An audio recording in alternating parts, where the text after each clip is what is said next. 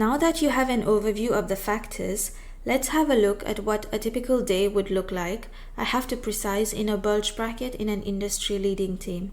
This is because sometimes there might not be enough live deals for all the analysts to gain the experience they want in a smaller bank, and it does affect your morale after some time.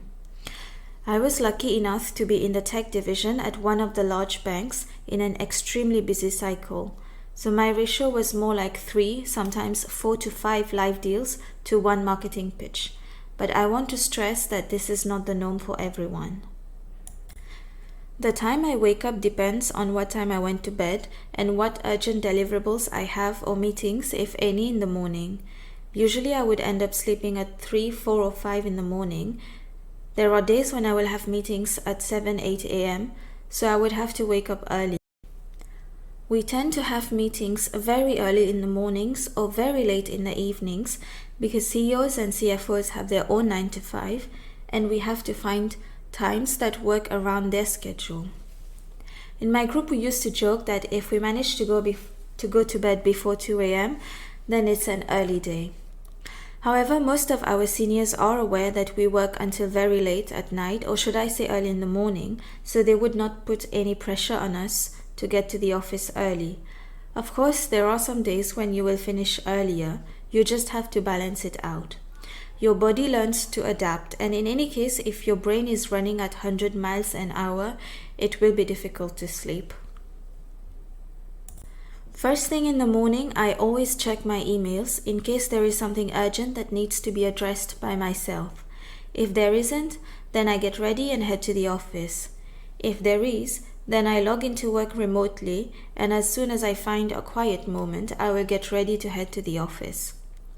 If I am lucky, I will have some time to exercise before, but this very rarely happens. Once I am in the office, I quickly grab a large coffee. I usually skip breakfast because I have dinner very late. You get a stipend for the overtime hours you work, so I try to make the best use of it. Since you're working on simultaneous things at the same time, it's crucial to have a to-do list. My list is very dynamic. It keeps changing every day throughout the day. Things get prioritized based on what meetings are first and what materials are needed for these. One task I often spend time working on is preparing management presentations, or CIPs as they are called in the US. That's putting slides together in a PowerPoint, yes, but there is a lot more that happens in the background. This is the presentation that the management team will use to market their company to investors, so it needs to be quite thorough. If we look at the tech division, then you have subsectors such as software, fintech, health tech, prop tech, insurtech, wealth tech, reg tech, consumer tech, mobility tech, edutech, IT services, and so on.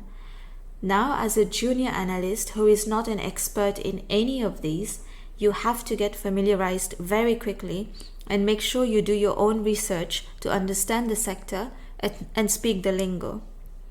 The CEOs and CFOs are experts in their field. They live and breathe this space every day. You need to understand their language and make sure that you can also respond in a sensible way. Otherwise, your meetings with them are not going to be as productive and a waste of time.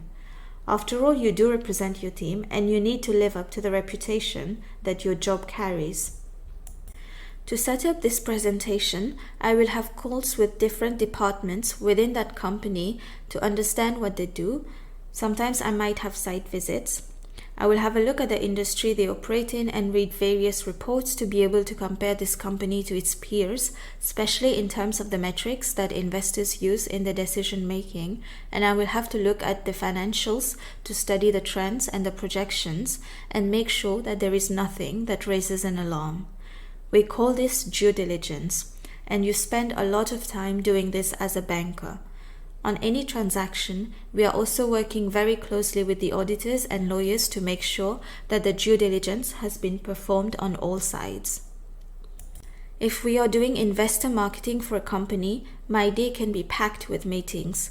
Usually these meetings are 1 hour long, and you can have as many as 5 to 10 in a day. My role as an analyst is to moderate those meetings and take notes. To be honest, taking notes is a time-consuming task, but it is necessary for answering the multitude of questions you will get from investors later on. Here is one area which I think can be automated to increase efficiency, but that's a debate for another time. Even if you record the meetings, you still have to spend time watching them to find what you need. I remember for one of the deals that I was a part of, we had about 30 investor calls in 3 days, and among 4 of us junior employees, we had answered 600 to 700 investor questions and requests for analysis in 2 days. That's 150 to 175 questions per person. Sometimes you get so invested in what you are doing and so busy that you do not realize the intensity of it. I usually have lunch at my desk. It's rare to have time to sit down and eat with my friends, but whenever we can, we do take the opportunity to socialize a bit. Throughout the day, I will have all types of queries from clients, investors, lawyers, senior bankers, bankers from other teams that make their way into my to-do list. For example, a client could ask us to change the amount they want to raise and rerun an analysis, or to build a scenario where they acquire a company before they go public and what companies they could look at. We do a lot of modeling in Excel, and my appreciation for this tool has only grown with time. You would be surprised how universal this tool is. It is the language we speak in the finance world. Some banks will invest in resources to make their bankers' lives easier and more efficient. For example, some of them have specific design teams to help you with your presentations. Some have specific tech support teams that can help you find bugs in your model. Some have specific research teams to help the analysts with their research. These teams are our lifeline. We would not survive without them. They are usually hired in low-cost locations such as India, Latin America, Eastern Europe, etc. Why still the hours though, you might ask? While the help is handy, you are still heavily involved. For instance, one of the scenarios could be, we have a client in the fintech space looking to acquire another company, and we have to give 20 suggestions, including peers in the fintech, insurtech, and wealthtech space. Now my helper, let's say, is not that close to the client nor to the sector, so they do not know their strengths and weaknesses and what companies would complement them or not, what deals would be possible given every country has their own regulatory framework. So I would still be the one doing the research on this. What they can help me with is put together one-page profiles of the 20 companies that I pick. But the client will also ask you to single out 5 potential acquisitions which you think would bring the most value, and this is where I will be spending the most of my time on, and present my findings to my superior for them to comment. You cannot really outsource this because you are the one who will be quizzed on it. So in the end, you do have to be heavily involved in the research, and research can take a lot of time, especially when companies are private and there is not a lot of public information out there. Then you have to also look at alternative sources, any features they might have had in industry reports, research analyst reports of their public competitors which might have mentioned them, anything you can get your hands on basically. Many times during the day I will grab coffee with one of my colleagues, which just means 15 minutes of us running to the coffee shop and back to our desks. Around 6-7 p.m. is usually downtime. The seniors and clients are all going back home. We are allowed to go home as well and take a break before we continue work, so I would do that. If there's nothing time critical, then I have my dinner away from my desk and have a break from the screen. At night is when we catch up on the remainder of our to-do list. The days are usually so busy with meetings and client interactions that it's difficult to focus and do deep work. Usually the person I talk to the most during the night is my associate, who will review the work I have done and give me more direction if needed. If there is a meeting happening tomorrow evening, we will try to finish the work at night and send documents to our seniors so that they can review in the morning and give us comments to turn around. Sometimes we travel to see our clients in person.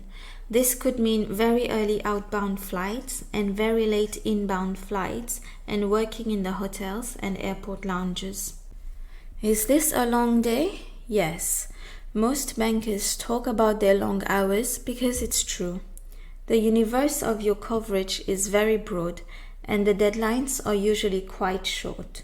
I could be working on something that is needed in an hour, tomorrow, or in the next 2 days. I have worked on accelerated deals that lasted for only 3 days, and that is part of the reason why it is so busy. Sometimes we also have a week or a month to work on something, and some deals can even last for years. Is it a miserable life? It really depends on the people you work with, the culture of your team, and whether you enjoy the sector you are covering. Shout out to my fig bankers. I feel your pain. When everyone around you is hardworking, committed, you get the chance to work on high-profile deals, and when your efforts are rewarded, then it's an absolutely amazing experience to have.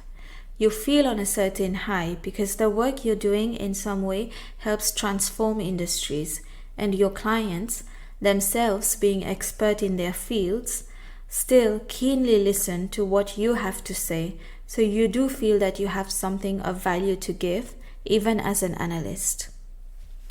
In terms of the stress and hours worked, it is a tough job, but let's not forget that there are many other jobs in the world that require similar sacrifice, but do not pay as much in terms of money and exposure.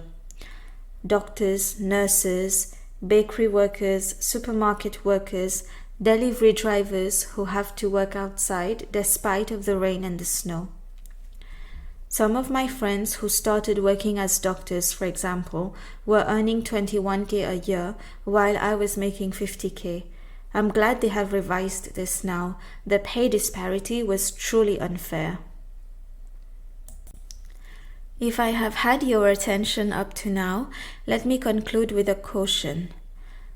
There are many people around here who try to exploit the glamour and cryptic nature of the finance world, who neither have the knowledge of what they are talking, nor the experience, nor the qualifications, and are simply here trying to sell you a course or a software of some sort. Everybody who works in financial services on the front line and is giving any sort of investment advice to any client inside of a financial institution, whether this be a bank, an asset manager, a brokerage, they all have to be regulated employees by the SEC in the US, by the FCA and PRA in the UK, by the AMF in France, by the BaFin in Germany, and so on. They do need to be mindful of what they are telling you, and there is a way to prosecute them lawfully in the event of fraud. Social media is not regulated. In fact, because of the pervasive nature of these platforms, YouTube, Facebook, Instagram, TikTok, whatever else, it is difficult for the regulators to even regulate them as technology companies. Just like you would not take medical advice from anyone who is not a certified professional, you should not take financial advice from someone who is not qualified to give it to you.